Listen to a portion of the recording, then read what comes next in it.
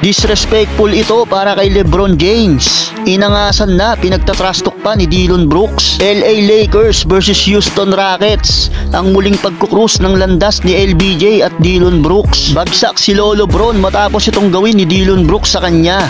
Well, first quarter, very efficient ng isang star player ng Rockets. 13 straight points kagad ang kinana ni Jalen Green. Sa LA, LeBron James umaatake kagad sa ilalim ng paint si LBJ. Tinastas lang ni LeBron ang depensa ng Rockets. Bawi naman sa kabila si Dillon Brooks.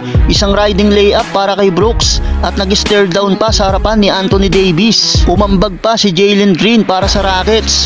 Double clutch layup, hang time pa yan sa ere mga idol. Isang riding layup pa naman ang ginawa ni LeBron. Binastos lamang ni LeBron ang depensa ni Dillon Brooks. Under 2 minutes, nagsimula nang magpakilala ang rookie ng Rockets na si Cam Whitmore. 12 straight points ang kinana para sa rookie at pinagbabastos lang ang depensa ng Lakers. Hype na ang rookie. Bago mag-end ang first quarter, may pabaon pang 3 points ang rookie.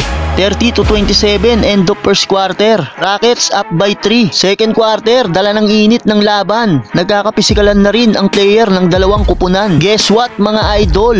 Sangkot na naman sa nangyaring pisikalan itong si Dillon Brooks, kung saan nagkapisikalan sila ni Bando. Nagsimula ang lahat dahil sa panunulak na ginawa ni Brooks sa dunk attempt ni Vanderbilt, na nauwi naman sa panunulak ni Vanderbilt kay Brooks, na nagresulta naman sa pangkukutos nito kay Dillon Brooks. Dahil sa nangyari, pinatawan ng double technical ng mga official si Vanderbilt, kaya na-eject ito at tuluyan lang pinalayas sa laban. Pabor naman ito para sa Rockets at kay Dillon Brooks, at malaking kawalan naman ito para sa LA dahil isa si Bando sa missing piece ng Lakers para sa depensa. Matapos yan, nakuha ng Rockets ang momentum.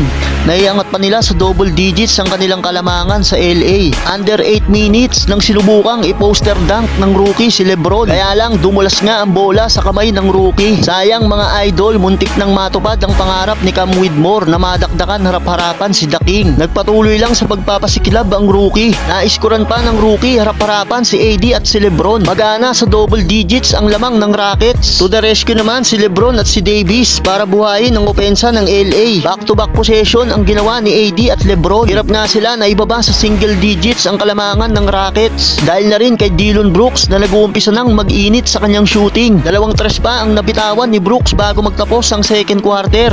78-60. End of first half, lobo na sa 18 ang lamang ng home team. Pagpasok ng third quarter, lalong uminit sa opensa ang Rockets. Parang gusto nang ibaon ng Rockets ang Lakers. Tambak malala na ang LA. Nadakdakan pa harapan ni Sengun si LBJ. Umabot na sa 30 ang lead ng Houston. Sinusubukan pa rin naman ng Lakers at ni Anthony Davis na buhayin ang opensa ng LA. Kaya lang masyado nang malaki ang lamang ng Houston. Under 5 minutes ay pinaupo na rin si LeBron sa bench at hindi na ito binalik sa laban mga idol. Nagpatuloy naman sa paggawa ng momentum ang Rockets hanggang magtapos ang third quarter. 108-84 end of third. Rockets up by 24 points. Last and final quarter, di pa rin nawawala ng pag-asa ang Lakers. Muling ibinalik si LeBron sa quarter na ito. Lakas mang asar ni Dillon Brooks kay LBJ. Matapos tirahan harapan ni Brooks si The King, may pahabol pa itong trash talk at pang-aasar kay LeBron. Nagkaroon pa naman ng run ang Lakers sa pangunguna ni LeBron James at bahagyang naibaba nila sa 16 points ang lamang ng Houston. Bagsak si LeBron matapos hindi sinadyang masapak sa mukha ni Dillon Brooks. Under 5 minutes na ibaba pa ng LA sa 10 points na lang ang kalamangan ng Houston. LeBron James 4-3. Pasok yan mga idol. Pero sa uli hanggang matapos ang fourth quarter ay hindi na pumayag ang Houston na makahabol pa ang Lakers. Hindi na rin pinaglaro si Anthony Davis sa quarter na ito. Kaya nakuha pa rin ng Houston ang panalo.